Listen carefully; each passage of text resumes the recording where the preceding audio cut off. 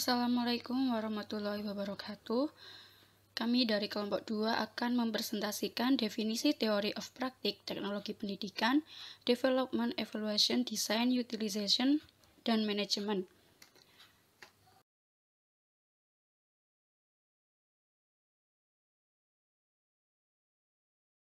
Yang beranggotakan Salma Hikmatul Nurrohmah, Reza Oktaviano Putri, Tika Laurina, Isneni Jian Safitri, dan Dwi Ajeng Yuniarti.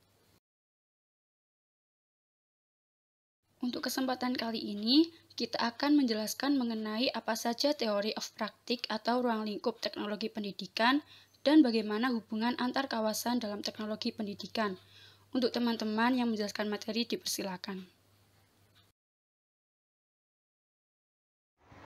Ruang lingkup pendidikan.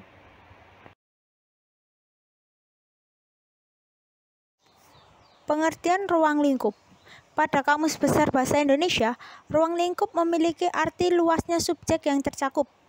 Adapun ruang lingkup teknologi pendidikan disebut kawasan. Secara etimologis, kawasan berarti wilayah atau daerah kekuasaan atau bidang kajian atau kegiatan atau garapan yang lebih kecil, terinci dan spesifik dari lahan atau lapangan atau cakupan suatu ilmu.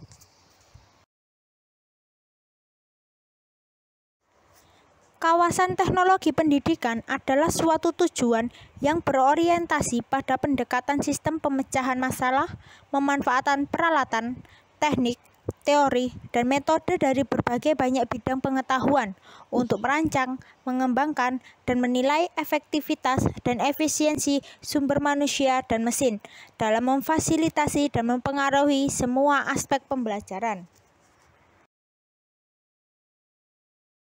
Yang kedua yaitu Theory of Practice atau ruang lingkup teknologi pendidikan.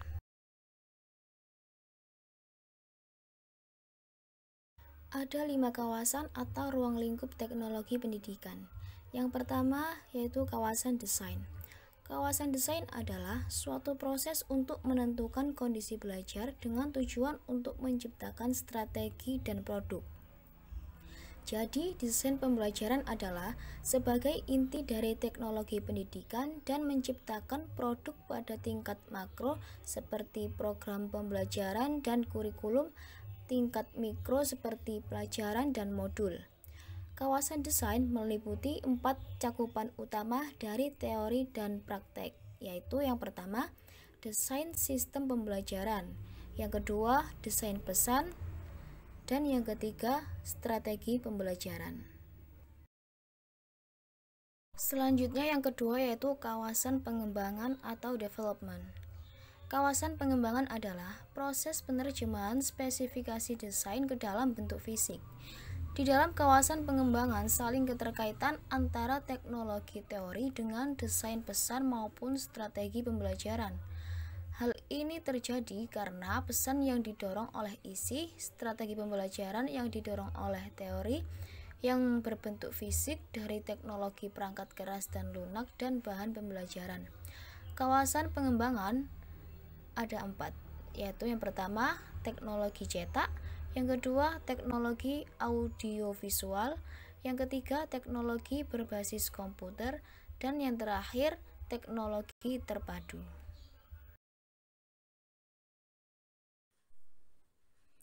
Selanjutnya, kawasan pemanfaatan atau utilization.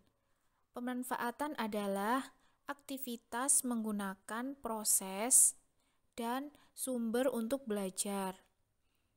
Kawasan pemanfaatan ini meliputi yang pertama pemanfaatan media, yang merupakan memanfaatkan media pembelajaran untuk belajar, yang meliputi buku, pensil, papan tulis, media cetak, dan lain-lain.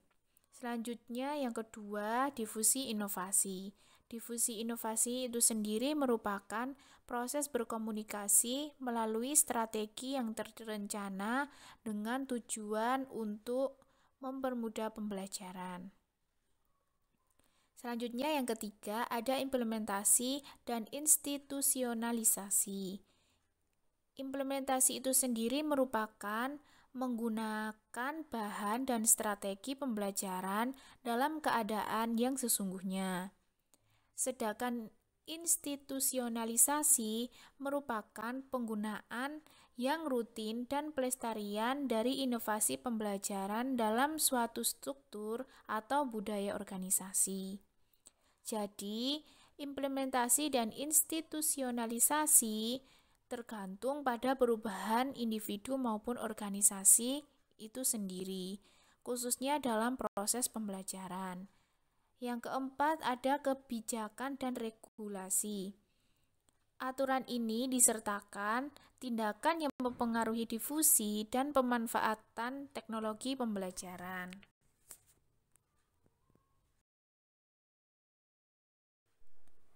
Selanjutnya, kawasan pengelolaan atau manajemen.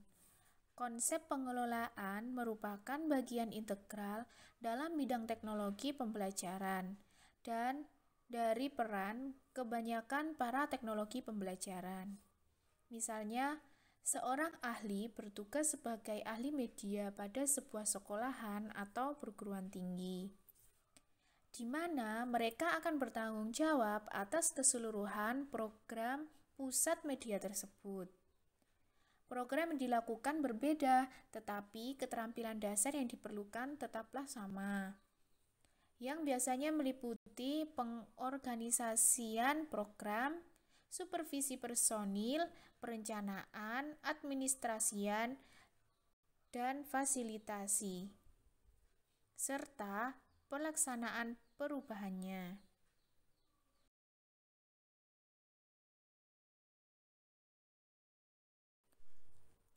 Adapun 4 kategori dalam kawasan pengelolaan.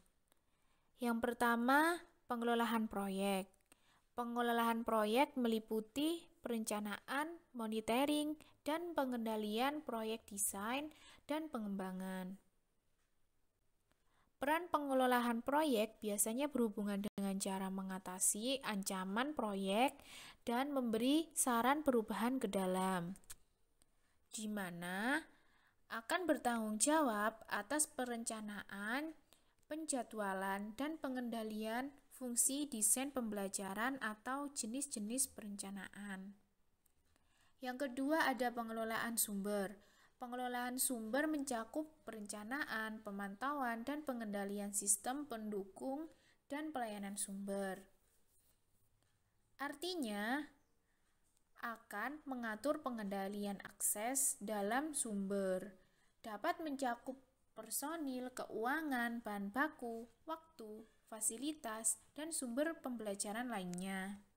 Yang ketiga, ada pengelolaan sistem penyampaian, yang meliputi perencanaan, pemantauan, pengendalian, di mana cara pendistribusian bahan pembelajaran akan diorganisasikan.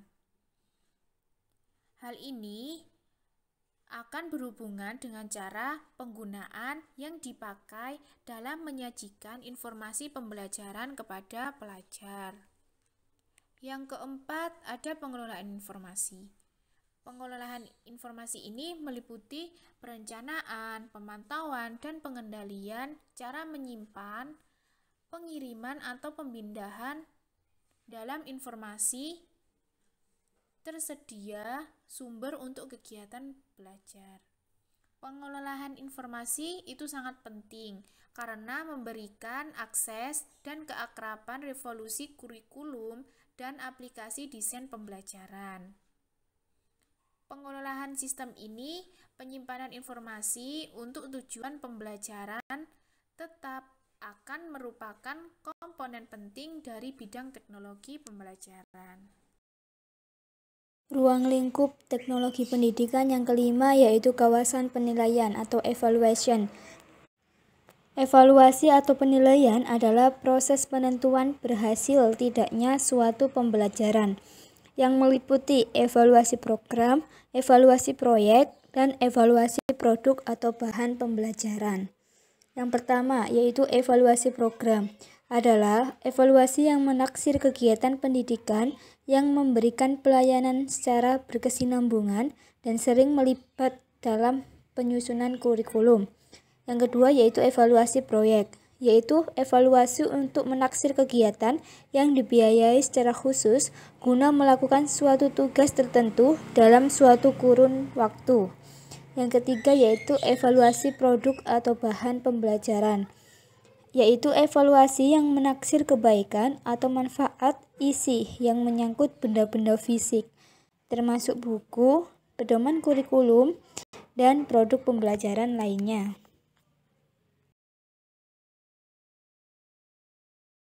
Langkah-langkah penilaian. Yang pertama yaitu analisis masalah, yaitu mencakup cara penentuan sifat masalah dengan menggunakan strategi pengumpulan informasi dan pengambilan keputusan.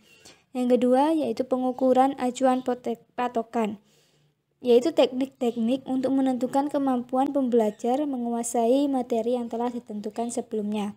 Yang ketiga, penilaian formatif, yaitu mengandalkan pada kajian teknis dan tutorial, di mana uji coba dalam kelompok kecil atau besar untuk mengumpulkan data.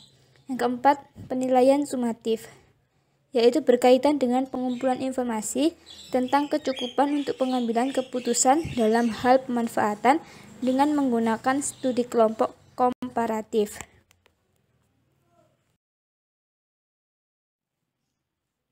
Hubungan antar kawasan teknologi pendidikan. Hubungan antar kawasan teknologi pendidikan dapat bersifat tidak linier. Kawasan tersebut saling melengkapi dan memperlihatkan lingkup penelitian dan teori dalam setiap kawasan. Dengan memfokuskan pada bidang masing-masing yang mengambil manfaat dari teori dan praktek dari kawasan lain, sehingga setiap kawasan tidak dapat berdiri sendiri akan tetapi digunakan bersama oleh semua kawasan. Sekian presentasi dari kelompok kami. Apabila ada kesalahan dalam penyampaian materi, mohon dimaafkan. Terima kasih. Wassalamualaikum warahmatullahi wabarakatuh.